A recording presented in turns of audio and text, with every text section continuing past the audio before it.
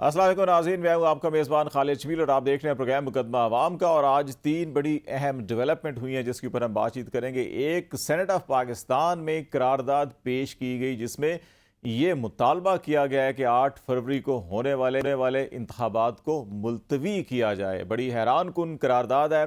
और जो सेनेट में कोरम की मतलूबा तादाद चाहिए होती है 27 अरकान की, वो भी पूरी नहीं थी। गालबन 14 अरकान थे जिनकी मौजूदगी में ये करारदाद अचानक पेश हुई। रूल्स ऑफ बिजनेस को मुअत्तल किया गया और फिर इसको फौरी तौर के ऊपर मंजूर किया गया। हुकूमत का कोई नुमाइंदा नहीं था, हुकूमत का नुमाइंदा पहुंचा और उसने इस पर एहतजाज किया और कहा कि हम इसकी मुखालफत करते हैं। चेयरमैन सेनेट ने दोबारा काउंटिंग करवाई और फिर भी उसको मंजूर करवा के इजलास गैर मुअय्यना मुद्दत के लिए मुलतवी कर दिया गया। ऐसे हालात में कि जब पाकिस्तान में पहले ही खैबर पख्तूनख्वा और पंजाब की असम्बलियों को तहलील किए हुए 1 साल गुजर चुका है, जबकि नेशनल असम्बली बलूचिस्तान और सिंध की असम्बलियाँ तहलील किए भी 5 माह गुजर चुके हैं, लेकिन आइन ये कहता है कि असम्बलियों की तहलील के बाद 90 दिन के अंदर इलेक्शन होने हैं। यहाँ 1 साल और 5 महीने गुजर चुके, लेकिन अभी भी इलेक्शन ना करवाने की ख्वाहिश जो है वो हमें दिखाई दे रही है। और ख़ास तौर के ऊपर बड़ी हैरान कुन सूरत हाल है कि जो ऐवान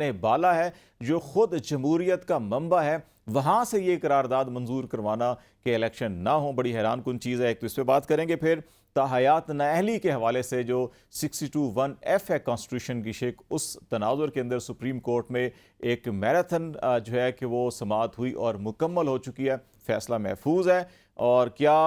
जो एक्ट ऑफ पार्लियामेंट के ज़रिए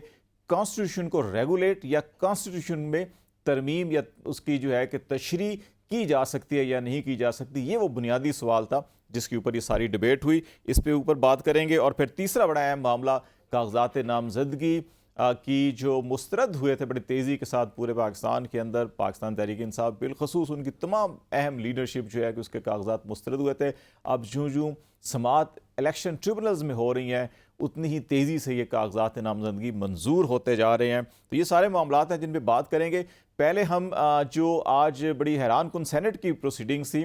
उसके पाकिस्तान तहरीक इंसाफ और पाकिस्तान पीपल्स पार्टी, पाकिस्तान मुस्लिम लीग कायद आज़म और PMLN और बलूचिस्तान अवामी पार्टी के नुमाइंदे शामिल थे। PMLN के 7 सेनेटर्स थे, इनमें से 6 इंडिपेंडेंट कहलाए जाते हैं क्योंकि 2018 में इनको टिकट्स जारी हुए थे, लेकिन नवाज शरीफ साहब को क्योंकि सज़ा हुई थी और वो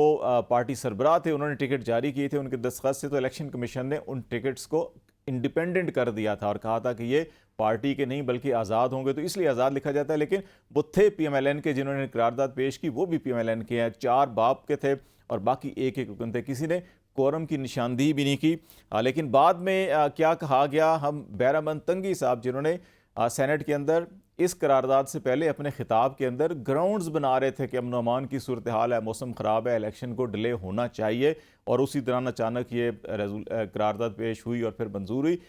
तंगी साहब ने हमारे ABN के नुमाइंदे अमाद अहमद से जब इसके बाद बात की, उनका क्या मौक़िफ़ था वो भी सुन लेते हैं और फिर बात को आगे बढ़ाते हैं।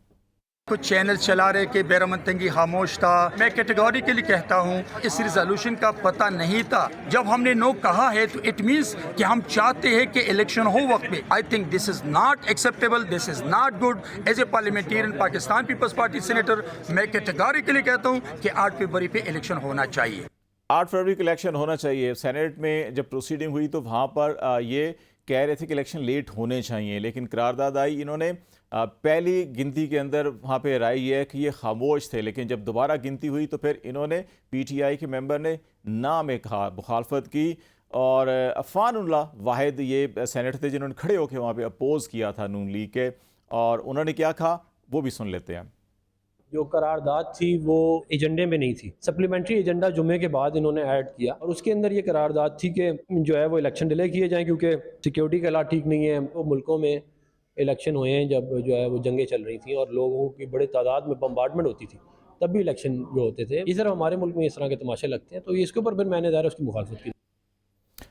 जी नाज़रीन, बिल्कुल PMLN के ही अरकान जो है करारदाद पेश करते हैं, लेकिन PMLN के ही वो अरकान जो गैर मारूफ हैं और इंडिपेंडेंट लिखा जाता है जिनके साथ उन्होंने करारदाद पेश की, लेकिन जो मारूफ हैं जिनकी शनाख्त PMLN से है उन्होंने इसको अपोज़ किया। हाफिज़ साहब, ये सारा मामला जो है कि ये हो क्या रहा है, जो पार्लिमानी इदारे हैं और सबसे बड़ा फोरम सेनेट, उसके अंदर ये करारदाद आना आपको क्या लगता है, क्या वजूहात हो सकती हैं? खालिद भाई आपका बहुत शुक्रिया। अगर इस सारी चीज़ को देखा जाए तो इसके 3 ब्रॉड एस्पेक्ट्स बनते हैं। एक इसका एस्पेक्ट ये है कि इसमें कोई शक नहीं है कि सेनेट ऑफ पाकिस्तान जो है पाकिस्तान का अपर हाउस है, और ये जो हमारी फेडरेशन है उसकी इसके अंदर इक्वल रिप्रेजेंटेशन है कि यानी हर प्रोविंस से अंदर जो है वो एक ही जैसी इनकी सीट्स हैं, और इस वक्त 96 सेनेटर्स जो हैं वो पाकिस्तान के सेनेट के अंदर है। और इसकी इंपॉर्टेंस इसलिए भी और ज़्यादा है कि इसके अंदर टेन्योर भी इनका ज़्यादा है, यानी कि 6 साल के लिए आते हैं, और इनके बगैर जो है कोई असेंबली के अंदर जो भी बिल आए उसके लिए इनके हाँ भी उसकी अप्रूवल जो है वो ज़रूरी है, और मेजॉरिटी के साथ उसका पास होना ज़रूरी है। और हमेशा से दुनिया के किसी मुल्क के अंदर भी अपर हाउस की जो सेंसिटी है वो जो आपका एक पॉपुलर हाउस है या लोअर हाउस है या नेशनल असेंबली है उससे ज़्यादा कंसीडर की जाती है, बिकॉज के इनमें मेच्योर लोग आते हैं, टेक्नोक्रेट ज़्यादा आते हैं, पढ़े लिखे लोग आते हैं, और पॉलिटिशियंस अपने बेस्ट लोग जो हैं वो इन हाउसेस के अंदर भेजते हैं। चूँकि ये डायरेक्ट इलेक्शन से नहीं आते तो पार्टीज़ के पास एक ऑप्शन होता है कि अच्छे लोग वहाँ पर भिजवाएँ। अब अगर दूसरा इसका एस्पेक्ट्स देखा जाए तो जिससे साथ साथ उसको लेजिस्लेशंस की पास आती है, साथ वो रेजोल्यूशंस भी कर लेती है, लेकिन वो जो रेजोल्यूशंस करती है वो कहने को तो सिर्फ होती ये है कि वो एसेंस ऑफ हाउस होती है कि उसके अंदर जो हाउस के अंदर लोग हैं वो बैठे हैं, वो अपना एक एक्सप्रेस करते हैं, और एज ए रिप्रेजेंटेटिव आपका ये राइट भी होता है कि जो पब्लिक की वॉइस है उसको आप करें। लेकिन जो आज उस चीज़ के अंदर आया है कि जब आपके मुल्क के अंदर एक इलेक्शन का ऑन गोइंग प्रोसेस है, इलेक्शन प्रोग्राम्स जो है वो इशू हो चुका है, उसके बाद उस प्रोग्राम्स के अंदर आपकी supreme court of Pakistan involve है। पहले इस मुल्क के अंदर 1 साल से इलेक्शन नहीं हुआ, फिर आगे एक कंट्रोवर्सी चली हुई है, और जब वो कंट्रोवर्सी रिजॉल्व नहीं होती तो मामला सुप्रीम कोर्ट के अंदर जाता है, और सुप्रीम कोर्ट ऑफ पाकिस्तान के इंटरफेरेंस से प्रेसिडेंट ऑफ पाकिस्तान और इलेक्शन कमीशन बैठ के एक डेट देते हैं 8 फरवरी की, और उसको सुप्रीम कोर्ट ऑफ पाकिस्तान अपने ऑर्डर का हिस्सा बनाती है 3 नवंबर 2023 से। और उसके बाद आगे जाके जो भी हर्डल्स आती है, जिस तरह आपने देखा कि पंजाब के हाई कोर्ट के अंदर जो था वो इलेक्शन रिटर्निंग ऑफिसर्स का इशू आया, एक सस्पेंशन ऑर्डर आया जिसके अंदर एक डिले करने की कोशिश की थी, अगर वो प्रोग्राम जो है उसको सस्पेंड ना इशू ना किया जाता। सुप्रीम कोर्ट ने फिर इंटरवेन किया, फिर 18 दिसंबर को एक ऑर्डर किया जब डिलिमिटेशंस का आया, फिर 22 दिसंबर को एक और ऑर्डर किया, फिर इसी हफ्ते के अंदर सुप्रीम कोर्ट ने जो रिटर्निंग ऑफिसर का एक कोहाट का ऑर्डर था और पेशावर हाई कोर्ट का, उन्होंने उसे सस्पेंड किया और इलेक्शन कमीशन की बात मानी। तो अगर इस कॉन्टेक्स्ट के अंदर आया जाए और एक पूरे मुल्क के अंदर एक इलेक्शन का प्रोसेस जो है वो अब सेकंड फेज़ के अंदर एंटर हो गया है कि रिटर्निंग ऑफिसर्स की स्क्रूटनी के बाद अब इलेक्शन ट्रिब्यूनल्स की तरफ गए, तो उसके अंदर आके एक ऐसे मौके पे ये रेजोल्यूशन करना मैं ये समझता हूँ ये मुनासिब नहीं था। और उसके अंदर पर्टिकुलरली इस चीज़ के अंदर कि जब डायरेक्टली इलेक्शन के साथ सेनेट का कोई ताल्लुक नहीं है, इलेक्शन तो होगा नेशनल असम्बली के और नेशनल असम्बली के साथ प्रोविंशियल असम्बलीज़ के हैं। और फिर ये है कि जो आपने बात की, बड़ी अनफॉर्चुनेट बात होती है कि हमारे मुल्क के अंदर या दुनिया के शायद दूसरे ममालिक में भी कि कोरम आप पॉइंट आउट्स नहीं करते और आप बिल्कुल थिन में लोग बैठे होते हैं और एक अंडरस्टैंडिंग होती है उस चीज़ के अंदर कि बस प्रोसेस को चलने दें, और जब वो कोई ऐसी चीज़ आ जाती है कि जिसके अंदर एक प्रॉब्लम फिर आता जाता है कि जी आपने जो है वो कोरम को पॉइंट आउट नहीं किया, तो इसका लीगल इम्पैक्ट तो कोई नहीं है कि इस रेजोल्यूशन ना इलेक्शन कमीशन ऑफ पाकिस्तान पे बाइंडिंग है, ना वो प्रोसेस उसके अंदर रुक सकता है, ना ये है कि उसके अंदर कोई हडल क्रिएट की जा सकती है। हाँ, एक चीज़ इसका है वो है इसका पॉलिटिकल इम्पैक्ट, कि हम डिबेट कर रहे हैं, बहस कर रहे हैं, लेकिन इससे एक और जो चीज़ जो मैं समझता हूँ कि वो इम्पॉर्टेंट है इस चीज़ के अंदर, वो ये है कि जो हमारे सिक्योरिटी कंसर्न्स हैं और जो मुख्तलिफ पार्टीज़ उसको लेके चलती हैं, उसको जो है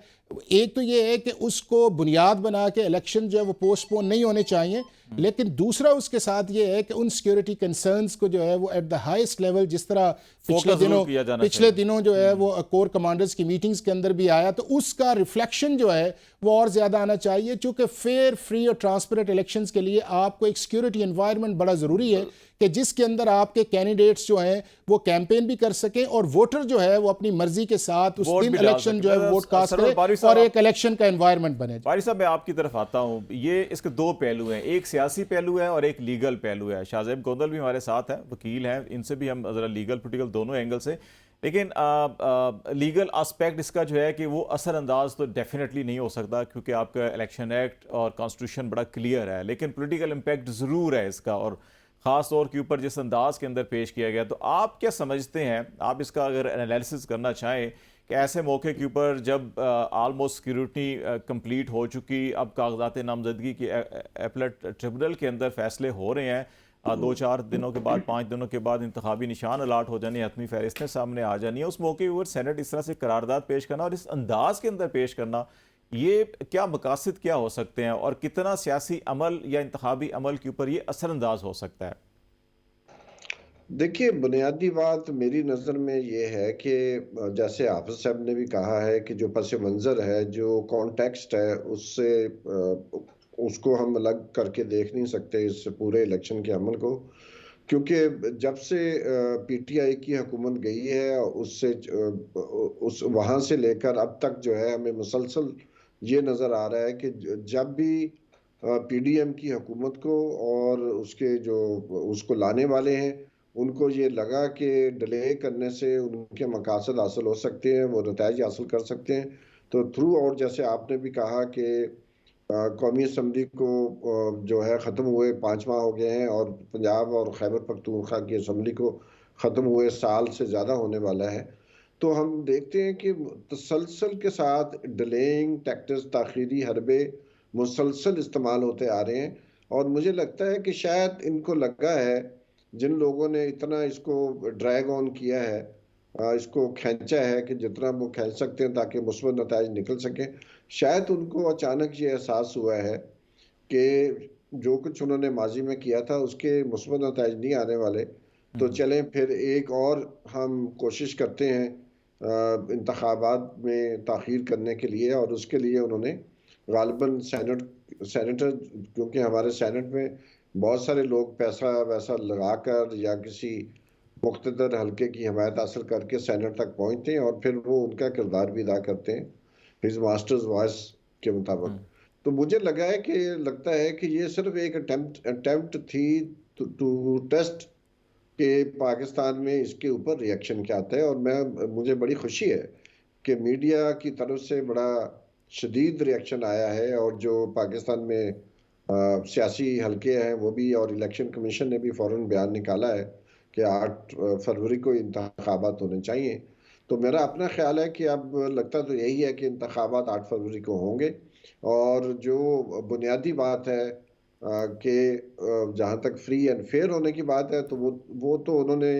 जो डैमेज करना था वो हो चुका है। लेवल प्लेइंग फील्ड आज तक तो अवेलेबल नहीं है तमाम पार्टियों को, और एक पार्टी के साथ जो सलूक हुआ है, जो आरओज ने और डीआरओज ने स्लॉटरिंग की है कैंडिडेट्स की, किसी हद तक ट्रिब्यूनल शायद उसको बहाल कर सके, लेकिन मेरा नहीं ख्याल कि मुकम्मल तौर पर पीटीआई को लेवल प्लेइंग फील्ड कौमी सतह पर, और कुछ जमातों को मसलन जीडीए को शायद सिंध में ना लेवल प्लेइंग फील्ड मिले, इसी तरह किसी और जमात को शायद केपी के में और बलूचिस्तान में ना मिले। तो लेवल प्लेइंग फील्ड बहुत सारी सियासी जमातों को अवेलेबल नहीं है। कुछ को ज़्यादा मुश्किल में है, कुछ ज़रा कम मुश्किल में है। तो मेरी नज़र में ये जो मामला है पाकिस्तान की तारीख़ में, इस तरह की सूरत हाल जो हम पिछले 1 साल से देख रहे हैं और उसमें शिद्दत आई है 5 माह पहले, जब हुकूमत ने कौमी असम्बली जब अपनी मुद्दत पूरी करने से चंद दिन पहले उसको डिज़ोल्व किया गया ताकि ज़्यादा वक्त मिले, वो भी इसी तरफ इशारा करती है। ये तो मुझे ये लगता है कि जो रिएक्शन है उसकी वजह से शायद जो हल्के ताख़ीर इसमें लाना चाह रहे थे वो शायद पीछे हट जाएं, लेकिन मेरा नहीं ख्याल कि वो इसमें कामयाब होंगे। अगर ये रिएक्शन बज़ाहिर ये लगता है कि ना अवाम पीछे हट रहे हैं और ना ही वो ताख़ीरी हरबे इस्तेमाल करने वाले पीछे हट रहे हैं। मैं ज़रा शाहज़ेब गोंदल साहब की तरफ आता हूँ, आप क्या समझते हैं कि ऐसे मौके पे सेनेट के अंदर ये करारदाद पेश करना, और इसके अंदर जब करारदाद पेश की गई तो आलमोस्ट सारी बड़ी जमातों के नुमाइंदे 1 या 2 ज़रूर मौजूद थे, नून लीग के सबसे ज़्यादा थे, इंडिपेंडेंट लेबल लगा हुआ है उनके साथ, लेकिन वो बेसिकली नून लीग के मुंतखब होकर आए थे, और फिर बाब पार्टी के उसके बाद थे, बाकी एक लोग थे। किसी ने कोरम भी निशानदेही नहीं की, और 1 दफ़ा नहीं 2 दफ़ा इसके ऊपर वोटिंग हुई और कोरम नहीं निशानदेही की गई। तो ये इंटेंशंस, क्या ये मैनेज्ड एक एफर्ट थी? और जैसे बारी साहब कह रहे हैं कि ज़रा पल्स चेक करना कि अच्छा अवामी सतह के ऊपर, सियासी सतह के ऊपर, या इवन सुप्रीम कोर्ट में कहा गया कि ये तो पत्थर पर लकीर है 8 फरवरी, कि ज़रा उधर से भी देखें क्या रिएक्शन आता है, ये वो है? इसके बाद कोई बड़ी कार्रवाई हो सकती है या सिर्फ आप समझते हैं कि नहीं ये मामला यहीं पे ठंडा हो जाएगा? अच्छा, इसमें जमील साहब, एक तो सारी बड़ी जमातें जो हैं वो मौजूद नहीं थी। सारी बड़ी जमातों के हवाले से मेरी रिजर्वेशन है कि वो मौजूद नहीं थी। और दूसरा ये जो पॉइंट है, पूरी दुनिया के अंदर जो इलेक्शन का प्रोसेस है ना जी, वो इस तरह से होता है कि इलेक्शन इन इट सेल्फ एक प्रोसेस है, एक एक्टिविटी है, और उसका जो एंड रिज़ल्ट आएगा उसके मुताबिक उस मुल्क के अंदर डिसीजंस होते हैं। ये पाकिस्तान के अंदर अनफॉर्चुनेटली एक जेन के अंदर पहले से डिसाइडेड रिजल्ट है, और प्रोसेस जो है उसको उसके अकॉर्डिंग मोल्ड करने की कोशिश की जा रही है कि वो रिक्वायर्ड रिजल्ट जो है उसको अचीव करने के लिए जहाँ पे जिस तरह से प्रोसेस हमें सूट करता है उस तरह से इसको मोल्ड करें। और ये आई डोंट आपकी अपनी राय, लेकिन मैं इस चीज़ से मुत्तफिक नहीं होता कभी भी कि ये पल्स चेक करने के लिए करते हैं। बारी साहब सीनियर हैं, बुज़ुर्ग हैं हमारे, उनकी बड़ी वैल्यू है उनकी ओपिनियन की, बड़ी वर्दी ओपिनियन है उनकी, लेकिन ये पल्स चेक नहीं करते। पल्स वहाँ पे चेक की जाती है जहाँ पे अरबाब इख्तियार जो हैं उनके लिए पब्लिक की पल्स मैटर करती हो। बेसिकली ये जो एक डिज़ायर्ड जो आउटपुट आउटकम सिस्टम को रिक्वायर्ड है कि ये हमें चाहिए इस इलेक्शन के प्रोसेस के, when we go other side of that process, तो ये रिज़ल्ट जो है ये हमें चाहिए। उसके लिए ये सारी एफर्ट्स जो हैं वो की जाती हैं। और ऑब्वियसली आप from the legal point of view senate का कोई इस तरह की ना रिस्पॉन्सिबिलिटी है, ना मैंडेट है, ना अथॉरिटी है कि वो इस चीज़ को इंश्योर करे या इस चीज़ के ऊपर कमेंट करे कि जी इलेक्शंस को आप मुलतवी कर दें for whatever reasons they believe they are doing it. Because election ऐसा तो नहीं है कि ये पाकिस्तान की तारीख में पहली दफ़ा इलेक्शंस होने हैं, आप पहली दफ़ा इस प्रोसेस के अंदर जा रहे हैं और आपने ये सारी चीज़ें डिसाइड करनी है फॉर द फर्स्ट टाइम। आने वाले सारे वक्तों के लिए you are deciding it for the first time कि अच्छा जी इलेक्शंस होने हैं, अच्छा उसमें अगर सेनेट कह रहा है कि ये इश्यूज़ हैं तो डिले इसका भी इनपुट होना चाहिए। भाई you are a nation 76 years old, आप एक मुल्क हैं 76 साल से, आप पहली दफ़ा इस प्रोसेस में जा रहे हैं। जो ये सारी चीज़ें भाई एस्टेब्लिश चीज़ें हैं, कॉन्स्टिट्यूशन कहता है कि 90 दिन के अंदर इलेक्शंस होने, उसके लिए केयर टेकर सेटअप अपॉइंट करना है, इलेक्शन कमीशन अपॉइंट करना है जो स्टेट का इंस्टीट्यूशन है, उसका काम है इस चीज़ को इंश्योर करना। अब ये बीच में सेनेट की राय आ जाना या उनकी तरफ से ये एफर्ट करना, बेसिकली ये सिर्फ एक डायरेक्शन है ना ये देने की कि अच्छा जी पार्लियामेंट एक सुप्रीम इदारा है फॉर वट एवर, जिस तरह से भी जिस हालत में भी जो भी है, 3 लोग थे, 4 थे, 10 थे, हर पार्टी का एक एक था, कोरम पूरा था नहीं था, still it's senate of Pakistan. ये पार्लियामेंट का एक इदारा है। अब उसकी तरफ से इसको वो लेजिटिमेसी देना कि जी पार्लियामेंट जो वो एक सुप्रीम इदारा है, अगर वो कह रहा है कि डिले होने चाहिए तो फिर डेफिनेटली जो जुडिशरी है वो इसके लिए बाउंड है कि वो उसको फॉलो करे। अब लेट्स सी इसके ऊपर पाकिस्तान की जुडिशरी जो है वो क्या इंटरप्रिटेशन करती है, क्योंकि ये तो जुडिशरी का काम है ना, इंटरप्रिटेशन ऑफ द कॉन्स्टिट्यूशन। चलो एक ब्रेक लेते हैं गौदर साहब, तो वापस आते हैं तो जरा जुडिशरी का किरदार और फिर आरओज का किरदार इलेक्शन में बड़ा अहम है। बारी साहब ने भी कुछ अभी नुकात उठाए हैं, और फिर इस वक्त जो एपलेट ट्रिब्यूनल्स हैं हाई कोर्ट के अंदर जहाँ पे समाअत हो रही है आरओज के फैसलों के खिलाफ, वहाँ पे बड़े इंटरेस्टिंग रिमार्क्स और फैसले सामने आ रहे हैं, उन पर भी बात करेंगे। ब्रेक के बाद नाज़रीन हमारे साथ रहेगा।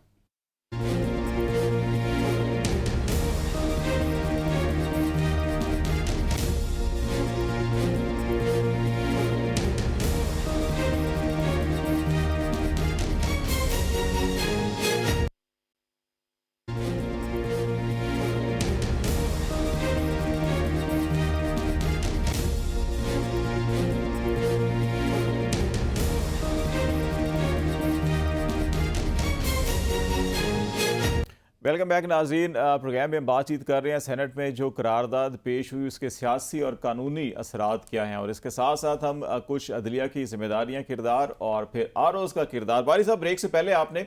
कुछ नुकात उठाए थे रिटर्निंग ऑफिसर्स के बारे में, और इस वक्त भी जो अदालतों के अंदर एपलेट ट्रिब्यूनल्स के अंदर मामला चल रहे हैं, एक बड़ा अहम नुकता जो इस्लामाबाद की हद तक हमने देखा उसमें यहाँ पे कोई 50 से ज़्यादा दरख्वास्तें जो हैं वो मंजूर की गई हैं। शायद 2 या 3 जो डिसीजंस थे आरओज़ के बरकरार रखे गए हैं, और एपलेट ट्रिब्यूनल के जो जज हैं उन्होंने कहा कि इलेक्शन कमीशन से कि कम से कम आप इनकी कोई ऐसी तरबियत तो कर देते, ये तो बड़े मामूली से माइनर से इश्यूज़ थे, 1-1, 2-2, 5-5 मिनट का काम था, लेकिन इन्होंने वो अपना काम नहीं किया और सारा बर्डन हाई कोर्ट के ऊपर, ट्रिब्यूनल्स के ऊपर डाल दिया। इसके ऊपर ये डॉक्यूमेंटेशन हुई, कागजात हुए, टाइम सर्व हुआ, तो ये सारे के सारी चीज़ें इनको क्यों नहीं मैनेज किया जाता? तो ये जो मामला इतने बड़े पैमाने पर हुआ, क्या इसको ये समझा जाए कि ये वाकई फैक्चुअल इतनी बेज़ाब्तियाँ थी कैंडिडेट्स की जानिब से कि उनके कागजात मुस्तरद किए गए, या बाज़ चीज़ें ऐसी भी आई कि A to Z comma full stop एक जैसा ही फैसला मुख्तलिफ हलकों मुख्तलिफ कैंडिडेट के बारे में था, और आरोज जो है कि इतनी हम आंगी थी उनके अंदर कि एक जैसे फैसले लिखे गए? तो कोई मैनेज्ड प्लानिंग नज़र आ रही है, या वाकई लीगल इश्यूज जो है फॉलो किए गए और जो तरबियत का एलिमेंट था? और ये तो हमारे सारे जो आरोज हैं माशाल्लाह ये हमारी क्रीम है, CSS करके बने होते हैं, तो उनका ये आलम है? नहीं, देखिए, बहुत वाज़ेह है कि जब से PDM की हुकूमत आई है और उसके बाद केयर टेकर सेटअप जो बना है, उसका एक नुक्ता नज़र है, और वो नुक्ता नज़र के मुताबिक जो DROs ने किया है, ROs ने किया, और जैसे आपने सही फरमाया है कि ये तो पाकिस्तान की क्रीम है, कोई गलती तो नहीं कर सकती, लेकिन हम समझते हैं कि वो जो हमारी क्रीम है जो एक कम्पेटिटिव एग्ज़ाम पास करके आती है, लेकिन मतलब जो बाईपास करते हैं उनको DC, मतलब पहली दफ़ा पाकिस्तान की तारीख में तकरीबन हर DRO जो है वो डिप्टी कमिश्नर है, और जो मेजॉरिटी AROs की है या ROs की है वो असिस्टेंट कमिश्नर्स हैं या कुछ महकमों के डायरेक्टर्स हैं। तो इनको क्यों लगाया गया? तो असल सवाल तो ये है कि अगर उसका जवाब हमारे पास है तो हम समझ सकते हैं कि आखिर जुडिशरी से जो है ROs और DROs क्यों नहीं लिए गए जो माजी में लिए गए थे। क्योंकि देखिए, पहली बात तो ये है जैसे बारी साहब, एक जुडिशियल पॉलिसी का भी रेफरेंस दिया जाता है कि गालबन 2019 में 2009 की 2009 में, हाँ, कि उसमें एक दो फैसला हुआ था कि नहीं जी हम जजेस नहीं देंगे, बहुत तनकीद होती है या ओवर बर्डन हो जाता है, एक शायद उसका रेफरेंस दिया जाता है। लेकिन उस पॉलिसी के बाद भी हमारे इलेक्शंस में ROs का किरदार जुडिशरी ने अदा किया था। चीज़ों को जब हम देखते हैं इस कॉन्टेक्स्ट में, जिस कॉन्टेक्स्ट में PDM की हुकूमत बनती है और उसके बाद जो कुछ भी होता रहा, जिसका अभी हम जिक्र कर चुके हैं, सब दोस्तों ने बात की है, आपने भी बात की है, तो उसी पस मंज़र में हम DROs की तैनाती और DROs के जो फैसले हैं ROs के, वो भी हमारे सामने हैं कि तकरीबन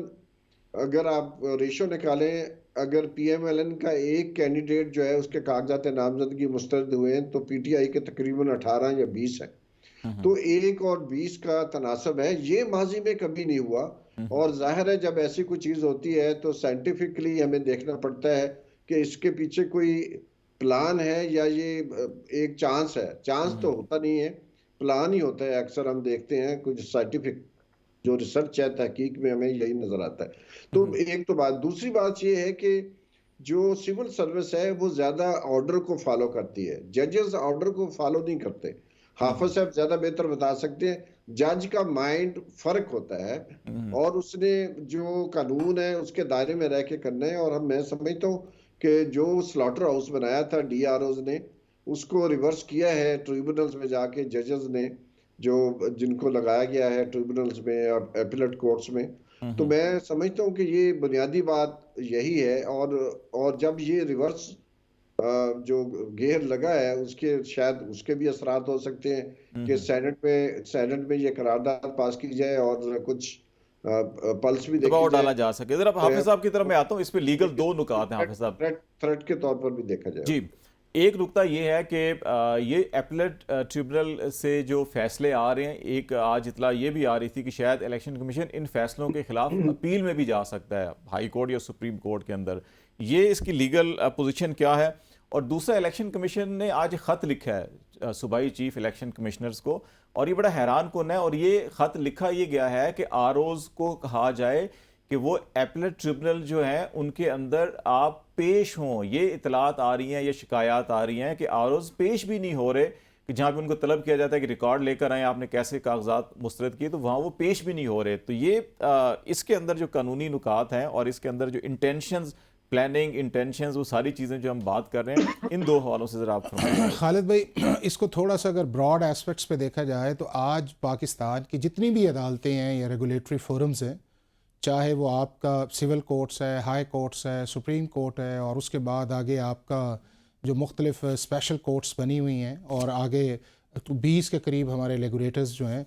इन सारों की जो इनएफिशिएंसी है इन गवर्नमेंट ऑफिशल्स की, उसकी मेजॉरिटी केसेस आज पाकिस्तान की अदालतों में है इन ब्यूरोक्रेट्स की वजह से। वो चाहे पटवारी है, चाहे एसी है, चाहे डीसी है, चाहे चीफ सेक्रेटरी है, चाहे फेडरल सेक्रेटरी है, आप चले जाएं, भरमार होती है हमारे हाई कोर्ट्स के अंदर सुबह रिट पटिशन्स की, और एक एक इश्यूज़ के ऊपर जब हाई कोर्ट डिसाइड कर देती है तो ये फिर उसी के मुताबिक चलते हैं और फिर हमें हाई कोर्ट और फिर अदालत का टाइम। तो ये तो पाकिस्तान की इनएफिशिएंसी है इस गवर्नेंस सिस्टम की, और हमने इसको बेहतर करने की कोशिश नहीं की, चूँकि ना हमने इसके अंदर अकाउंटेबिलिटी लेके आए हैं और ना हमने इनकी कैपेसिटी को बेहतर किया है। अब ये जो सारा काम करते हैं, ये करते हैं एक छोटे से क्लर्क के ऊपर, और वो क्लर्क जिस तरह एडवाइस करता है, गाइड करता है, और ये बड़े साहब बन के उसके ऊपर बैठ जाते हैं बगैर पढ़े के। और ये क्यों नहीं जाते ट्रिब्यूनल्स के अंदर? उसकी बुनियादी वजह यह है कि कभी भी आपको कोई सरकारी ऑफिसर नहीं जाता जाएगा अदालत के अंदर, क्योंकि उसे पता है कि जज मुझसे सवाल करेगा और वो फाइल उसने पढ़ी नहीं होती। तो फिर आपने देखा है कि बाज़ दफ़ा जो है हमारी अदालतें जो है इनको स्नब भी करती हैं, सारा करती हैं।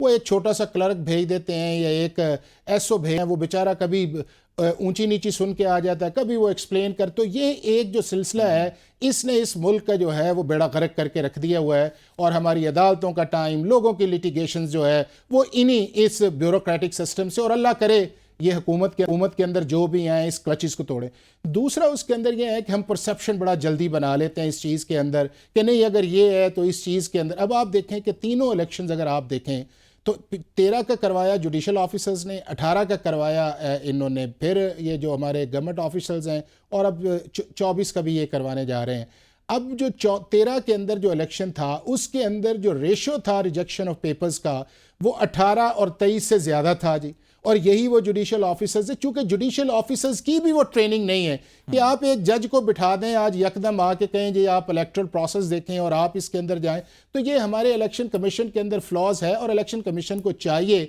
कि कितने 144 डिस्ट्रिक्ट हैं पूरे पाकिस्तान के अंदर, 144 डिस्ट्रिक्ट रिटर्निंग ऑफिसर क्यों नहीं अपने पैनल्स के ऊपर वो रखते या अपने लोगों को वो ट्रेन करते कि जी इलेक्शन कमीशन ही करवाएगा, उसकी असिस्टेंस के लिए नीचे है ताकि एक ओनरशिप आ डिस्ट्रिक्ट के अंदर डिस्ट्रिक्ट इलेक्शन है ना जी, है नहीं उनका देखना, उनकी कैपेसिटी को जरा बेहतर कर दें। और अगर आपको लॉ ने इतना एम्पावर कर दिया है और इतनी आपको अथॉरिटी अब 2017 के अंदर आ गई है, तो अपनी चूंकि चीज़ ये है कि हम हर चीज़ को पास ऑन करते हैं। इलेक्शन कमीशन चाहता है ये बर्डन किसी और पे जाए, और जुडिशरी कहती है हमें इससे बचाएं, क्योंकि आपको पता है इस मुल्क के अंदर जब भी इलेक्शन होता है वो एक कंट्रोवर्सी के अंदर जाता है।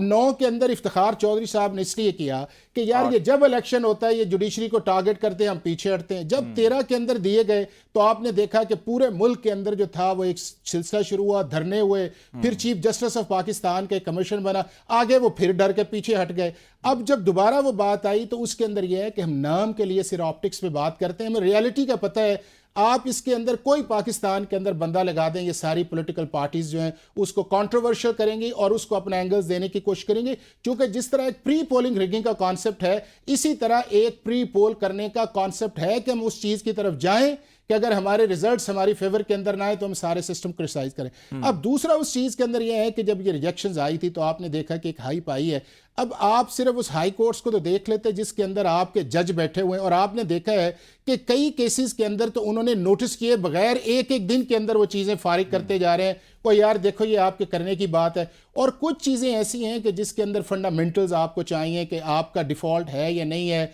या आपकी ड्यूल सिटीजनशिप, तो ये चीज़ें ऐसी हैं वो भी इसको रिजॉल्व हो जाएंगी। हमें कंसंट्रेट करना चाहिए। लेकिन जो इंपॉर्टेंट मैं इस चीज़ के अंदर समझता हूँ वो बात ये है कि वो एक ऑप्टिक्स है, और वो ऑप्टिक्स के अंदर एक परसेप्शन जो है, और उस परसेप्शंस को आगे लेके जाना जो है वो इलेक्शन कमीशन ऑफ पाकिस्तान का काम है। और उसके लिए उन्हें प्रोएक्टिव रोल चाहिए कि जहां अगर देखें ना आज इंस्टीट्यूशन को नहीं देखें ना आज अगर एक सेकंड सिर्फ एक, अगर आज सेनेट से एक आई तो इलेक्शन कमीशन ने विद इन 30 मिनट्स जो उसको रिस्पांस किया और एक डिस्पेल किया। तो अगर यहां जहां चीजें आ रही हैं उन्हें फौरन रिस्पांस करें, उनको रिड्रेस करें, ताकि अगर आपके ऊपर एक कॉन्स्टिट्यूशनल रिस्पांसिबिलिटी है, 50 अरब से ज्यादा खर्च करने जा रहे हैं, वो हम दुनिया को अपने लिए तमाशा तो नहीं करने जा रहे हैं ना, एक सीरियस प्रोसेस में जा रहे हैं, उसकी क्रेडिबिलिटी चाहिए और उसका पॉलिटिकल स्मूथ ट्रांजिशन जो है वो हमारे मुल्क के लिए, हमारे लोगों के मफाद। एक चीज ये है कि इलेक्शन कमीशन हमेशा रिएक्टिव हमें ज्यादा नजर आता है, प्रोएक्टिव आता है। गोंदा साहब, ये मैं आपकी तरफ भी एक सवाल ये लेकर आ रहा हूँ। एक ओवरऑल जो सारी डिस्कशन हुई है इस पर आप कमेंट कीजिएगा। दूसरा, अगर इलेक्शन कमीशन ऑफ पाकिस्तान जो है कि जो इलेक्शन ट्रिब्यूनल्स के अंदर जो फैसले हो रहे हैं उनके खिलाफ अपील में चले जाते हैं, तो इसमें आप क्या समझते हैं कि ईसीपी फ्रीक बन रहा है? 2 जगहों के ऊपर अगर एक जगह आरओ ने कोई फैसला दे दिया, फिर ट्रिब्यूनल ने उसको इंडोर्स कर दिया या उसको रिजेक्ट कर दिया, और उसके बाद ईसीपी फिर फरीक बन जाता है, तो इसमें आप क्या समझते हैं कि ईसीपी जानबदार है, गैर जानबदार है? और इस सारे प्रोसेस में हम जो डिबेट कर रहे हैं, हाफिज़ साहब, बारी साहब जिन नुकात को उठा रहे हैं, उसके ऊपर भी कमेंट कीजिएगा। जी खालिद साहब, एक तो जो अपील है उसका बेसिक रूल है, लॉ का प्रिंसिपल है कि जो भी पार्टीज़ केस के अंदर हैं उसमें से जो अग्रीव्ड है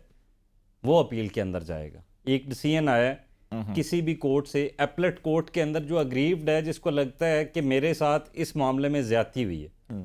अब अगर इलेक्शन कमीशन समझता है कि जो एलिगेशंस, जो ऑब्जेक्शंस हमने लगा के रिजेक्शंस की थी वो हमारे साथ ज़्यादती है, तो फिर इस चीज़ को उन्हें जस्टिफाई करना पड़ेगा और ऑब्वियसली वो पार्टी बनेंगे, पार्टीजन इलेक्शन होगा, जानबदारी, बायसनेस क्लियर हो जाएगी। आपने ऑब्जेक्शंस लगाए, ये एडमिटेड फैक्ट है, आपके मुल्क का कॉन्स्टिट्यूशन कहता है कि एपलेट ट्रिब्यूनल का मकसद क्या है, सिर्फ इतना कि इलेक्शन कमीशन उसके जो आरओज हैं अगर वो ऑब्जेक्शन कोई लगाते हैं तो उस चीज़ को डिटर्मिन करना, और कैंडिडेट को महसूस होता है कि ये चीज़ ये ऑब्जेक्शन इस तरह से नहीं बनता या ये इसकी वैलिडिटी जो है वो क्वेश्चनेबल है, तो वो एपलेट ट्रिब्यूनल के पास जाएगा और वो उस चीज़ को डिटर्मिन करेंगे कि वेदर ये जो ऑब्जेक्शन लगाया गया ये दुरुस्त है या कैंडिडेट के साथ जो है ये कैंडिडेट इस मामले में एग्रीव्ड है। उसके ऊपर डिसीजन के अंदर, अपील के अंदर जाना, I don't understand that concept. Then why are you making appellate tribunals in the first place? अगर इलेक्शन कमीशन पार्टी है और हर कैंडिडेट ने उसको बतौर पार्टी उसके अगेंस्ट कंटेस्ट करके जाना है, तो फिर appellate tribunal, फिर तो इसको नॉर्मली जो appellate प्रोसेस है, हाई कोर्ट, सुप्रीम कोर्ट, इसको खुला छोड़ देते। फिर आपको ये ट्रिब्यूनल्स बनाने की या स्पेसिफाइड इस काम के लिए तो रखने की कोई जरूरत नहीं। एक और सवाल ये पैदा होता है कि आरओज नहीं पेश होते अगर ट्रिब्यूनल्स के अंदर, तो क्या इलेक्शन एक्ट या रूल्स जो इलेक्शंस के वो ऐसा इलेक्शन कमीशन को पावर देते हैं कि वो ज़रा एक तो यकीनी भी बनाए, और अगर वाकई वो ऐसा नहीं कर रहे और मिसकंडक्ट कर रहे हैं तो क्या उनके खिलाफ कार्रवाई हो सकती है कोई? जी डेफिनेटली खालिद साहब, हो सकती है। जब एपलेट कैपेसिटी के अंदर ट्रिब्यूनल बैठा है तो उसकी अथॉरिटी, उसकी कैपेसिटी वही है जो हाई कोर्ट की है। वो एपलेट जुरिसडिक्शन में बैठा है, उसके पास कंप्लीट अथॉरिटी मौजूद है। ये अगर मैं कहता हूँ सर ये तो बहुत बड़ा एपलेट जुरिसडिक्शन के अंदर को कोर्ट बैठी है ना, ट्रिब्यूनल बैठा है, उसके तो वो स्टेटस है। पाकिस्तान के जुडिशल सिस्टम के अंदर मजिस्ट्रेट के पास ये अथॉरिटी है कि अगर वो चाहे तो वो मुल्क के सरबराह को अपनी अदालत के अंदर तलब कर सकता है। प्राइम मिनिस्टर से ज़्यादा अथॉरिटीज़ हैं उसके पास। तो ये तो सवाल ही नहीं पैदा होता ना कि अथॉरिटी उनके पास नहीं है। और पहले जो हाफिज साहब ने बड़ी दुरुस्त, बड़ी बजा बात फरमाई, और अब्दुल बारी साहब जो बात कर रहे थे, बिल्कुल इन्हीं की बात को आगे बढ़ाते हुए कि बिल्कुल बेहतरी की गुंजाइश मौजूद है। 5 साल का टाइम होता है, एक स्पेसिफाइड इंस्टीट्यूशन आपने इस पर्टिकुलर काम के लिए रखा है जिसका 5 साल और कोई काम नहीं, सिर्फ ये काम है कि 5 साल के बाद आपने इलेक्शंस कराने, और फिर एन उस टाइम पे आके इनको ये याद आ जाए कि हम यहाँ भी लैग कर रहे हैं, यहाँ भी लैग कर रहे हैं, तो 5 साल आप क्या करते हैं। लेकिन उसकी ये जो आपका बेसिक पहला जो आपने क्वेश्चन किया था ना कि इतनी सिमिलैरिटी, वो मेरे ख्याल से जस्टिस अरबाब साहब ने ये कहा था कि कम से कम फुल स्टॉप या कॉमा तो चेंज कर लेते। As I read it on the social media, मैं उस कोर्ट के अंदर तो मौजूद नहीं था। अच्छा, उसमें एक ये है कि जो आरओज हैं वो इलेक्शन एपलेट ट्रिब्यूनल्स के सामने जाने से क्यों हिचकिचा रहे हैं, उसका एक परसेप्शन, एक एंगल ये भी है मेरे मुताबिक कि जब एक बंदे को पता है एक्सप्रेसिवली कि ये जो काम हुआ है, उससे भी पता है कि ये एक्स्ट्रा जुरिसडिक्शनल हुआ है, ये जस्टिफाइबल नहीं है, ये गलती या डायरेक्शन के ऊपर हुआ है कि ये पर्टिकुलरली करना है and there is no other way around, आपने ये हर सूरत करना है, ये डिक्टेशन है, इसको अप्लाई कर दीजिए। अब उसको पता है कि इसकी कोई जस्टिफिकेशन नहीं है। किसी भी चीज को खालिद साहब जस्टिफाई करने के लिए सबसे बेसिक चीज ये होती है कि जिस बंदे ने उसको जस्टिफाई करना है वो ये बिलीव करता हो कि what I am doing that is right. अब उस बंदे को अगर in back of his mind ही नोज कि मैंने जो किया है ये गलत है, उसकी ट्रेनिंग हुई है ना, जितना अरसा उसने ये सर्विस के अंदर गुजारा है उसकी ट्रेनिंग हुई है, उसको बताया जाता है कि भाई this is right, this is wrong. अब उसकी वो ट्रेनिंग उसको बैक ऑफ द माइंड वो जितनी मर्जी कोशिश कर ले वो नहीं निकल सकती, वो रहनी है। चलो हम ब्रेक ले, इसके अंदर मैं ब्रेक के बाद आके इसी नुक्ते पे, और फिर दूसरा एक्ट ऑफ पार्लियामेंट के जरिए आयन के अंदर क्या उसको रेगुलेट करना और फिर आयन को तब्दील करना, दो अलग चीजें हैं। इसको कैसे मैनेज किया जा सकता है, जो बात करेंगे ब्रेक के बाद, हमारे साथ रहेगा।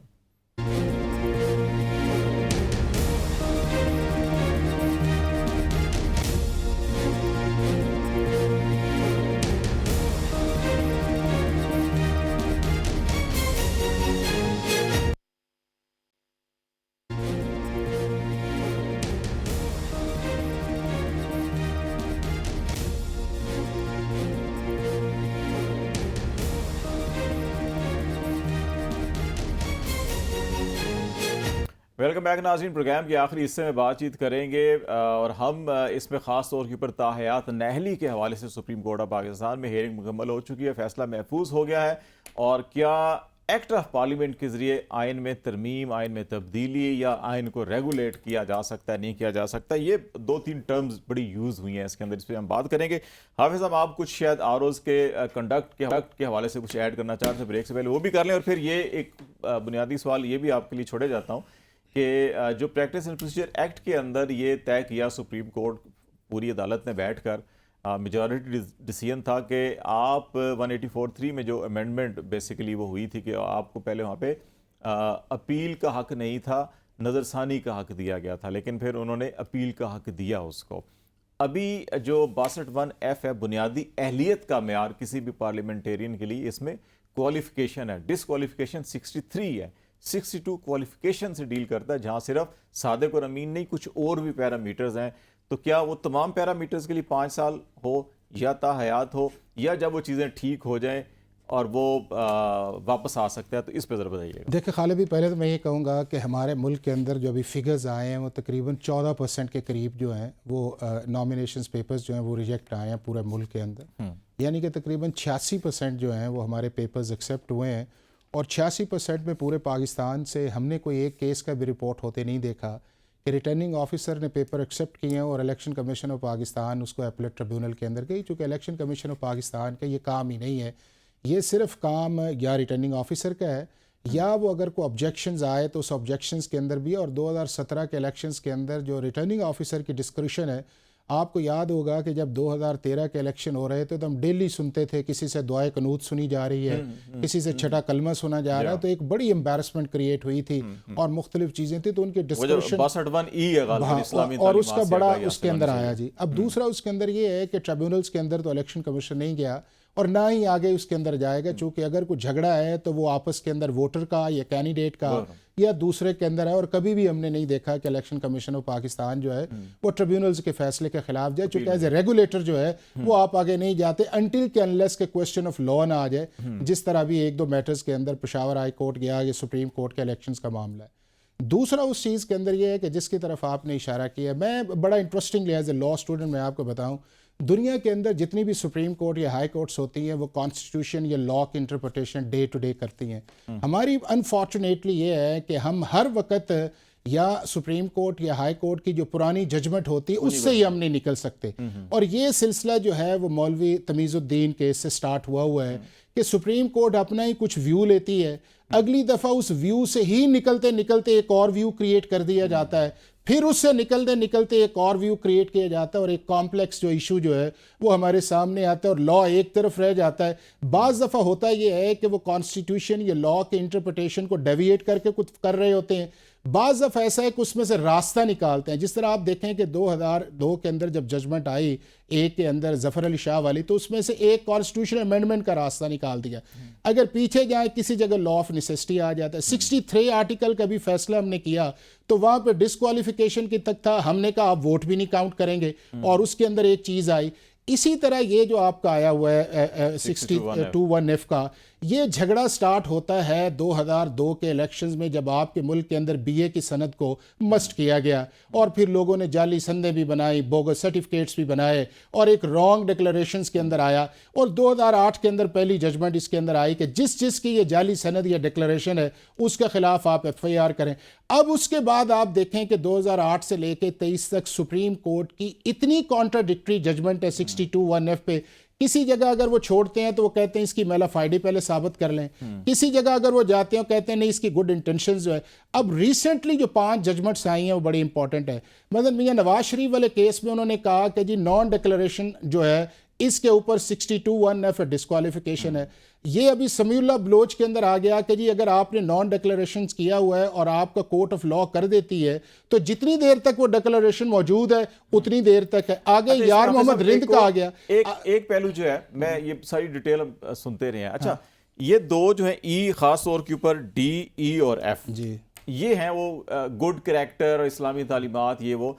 ये वो चीजें हैं जिसके ऊपर बड़ी डिबेट हुई है, लेकिन बदकिस्मती से पार्लियामेंट इनको निकालती भी नहीं नहीं है नहीं वो अपनी, मैं आपको देखिए बात ये है, ये तो एक बात इनको निकाल नहीं भी नहीं मैं देना आपको चाहिए। नहीं नहीं वो इसलिए कि ओरिजिनल कॉन्स्टिट्यूशन में नहीं था। 85 के अंदर एक हमारे मुल्क का प्रॉब्लम है, वो प्रॉब्लम ये है कि हम बाज़ चीज़ों को जानते बूझते डाइकॉटमी पे चले जाते हैं, और उस डाइकॉटमी के अंदर हम जाके करना तो बहुत कुछ कर रहे होते हैं, लेकिन करते इसलिए नहीं है कि शायद हम लोगों की आंखों के अंदर बुरा ना बने। अब ये जो 62(1)(f की जजमेंट है, जब 62 के अंदर लाइफ टाइम का या पीरियड का या 2 साल का या 6 साल का या 6 माह का जिक्र नहीं है, तो सुप्रीम कोर्ट की जो इंटरप्रिटेशन है वो जिस जज साहब ने दी थी वो 4 दफ़ा उस जजमेंट से अपने आप को उन्होंने पीछे हटाया है। मसलन फैसल वाडा का केस आया तो उन्होंने कहा चलें एक ही हद तक रहे, उसका ख्वाजा आसिफ का केस आया, हालांकि नीचे डिस्क्वालिफिकेशन थी इस्लामाबाद हाई कोर्ट का, और अतर मिनल्ला साहब इसलिए भी इस बेंच के अंदर नहीं बैठे कि ख्वाजा आसिफ वाले केस के अंदर उन्होंने 62(1)(f पे अपना डिस्क्लोज किया हुआ है कि जी उसके अंदर सादिक और अमीन चाहिए।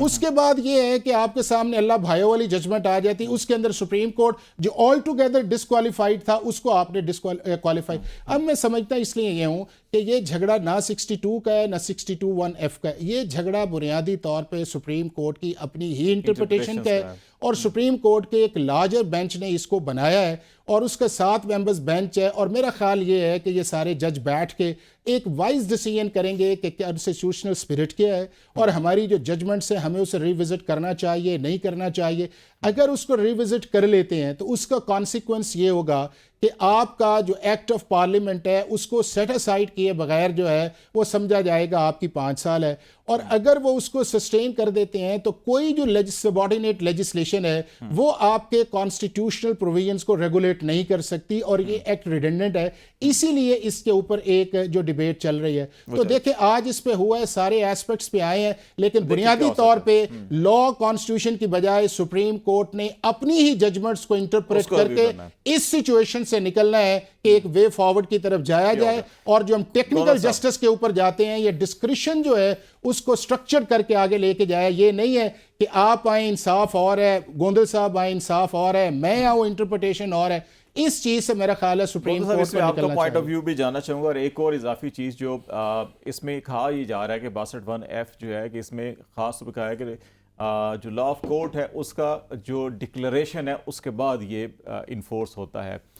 ज़रूरत शायद इस बात की थी कि लॉ ऑफ डिक्लेरेशन जो है या वो जो कोर्ट है उसका तरीक़ेकार क्या होगा, उसके ऊपर शायद कानून साजी नहीं, वो कानून साजी होती तो रेगुलेट कर रही होती, इसकी ये तशरीह कर रही होती, वो नहीं थी जिसकी वजह से अदलिया को तशरीह करनी पड़ रही है, नंबर 1। और नंबर 2,